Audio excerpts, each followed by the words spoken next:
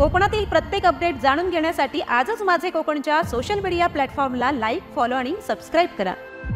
महाराष्ट्र शासनाकडून मिळणारे 5% अनुदान मिळावं यासाठी चिपळूणमधील अनेक दिव्यांग वाट पाहत आहेत। दरवर्षी 5% निधीमधून अपंगांना साहित्य वाटप किंवा आर्थिक मदत दिली जाते। या रकमेमुळे दिव्यांगांना आर्थिक सहाय्य मिळतं, मात्र यावर्षी 5% निधीमधील अनुदान अद्याप मिळालं नसल्यामुळे अनेक दिव्यांग आणि मतिमंद मंडळी नगरपालिकेच्या फेऱ्या मारताना दिसतायत। दरवर्षी पालिकेकडून मिळणारी रक्कम वाढण्याऐवजी कमी होत चालली आहे, यामुळे दिव्यांगांमध्ये नाराजीचा सूर आहे। सदर निधी लवकरात लवकर मिळावा आणि मूळ महसूल 5% मिळावा अशी मागणी करण्यासाठी अपंग मंडळी पालिकेवरती धडकली आहेत। आमच्या हक्काचे पैसे कधी मिळणार असा सवाल ही मंडळी आता करत आहेत।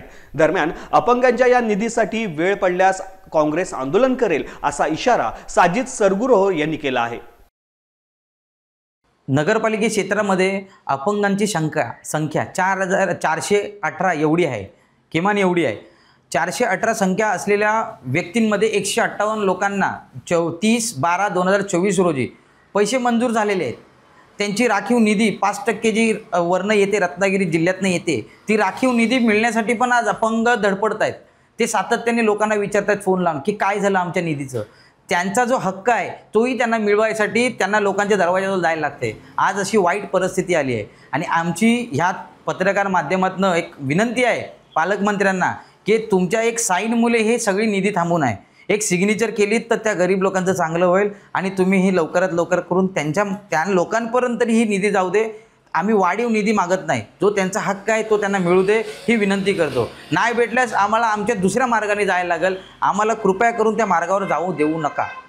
पालिकेच्या एकूण खर्चातून शिल्लक असलेली रक्कम दिव्यांगांना दिल्यानंतर त्यांचा अपमान होतो असा आरोप सामाजिक कार्यकर्ते अशोक भुसकुटे यांनी केला आहे। अपंगांना त्यांच्या हक्काचे पैसे का देत नाहीत, लोकप्रतिनिधी आमच्याकडे दुर्लक्ष का करतायत असा कडवा सवाल देखील त्यांनी यावेळेस विचारला आहे।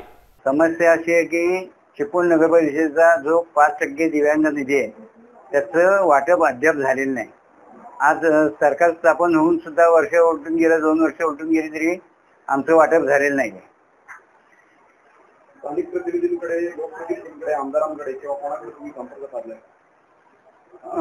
आम्ही थेट पालकमंत्र्यांना सुद्धा संपर्क साधलेला आहे, करू म्हणाले ते, पण झालं नाही। आणि आमदारांकडे सुद्धा आम्ही सांगितलेलं आहे, ह्या प्रश्न खरा आमदारांचाच आहे। ते प्रत्येक जण आम्हाला काय सांगतो की आमदारांना भेटा, तुम्ही तुमच्या तालुक्याचा प्रश्न आमदार सोडवतील, पण तसं काही घडलेलं नाही अद्याप। आणि आम्ही काही बोलत नाही। नगरपालिका रोज आम्हाला उद्या सांगते, आजही आम्हाला तसंच सांगणार होते की उद्यापर्यंत वाट बघा, परवापर्यंत वाट बघा, पण ते काम काय होण्याचं दिसत नाहीये। नेमकं कोणाच्या ऑफिसमध्ये काम थांबलंय असं तुम्हाला माहिती आहे? पालकमंत्र्यांची सही राहिलेली आहे। पालकमंत्र्यांकडे शेड्यूल त्यांचं एकदम टाईट आहे।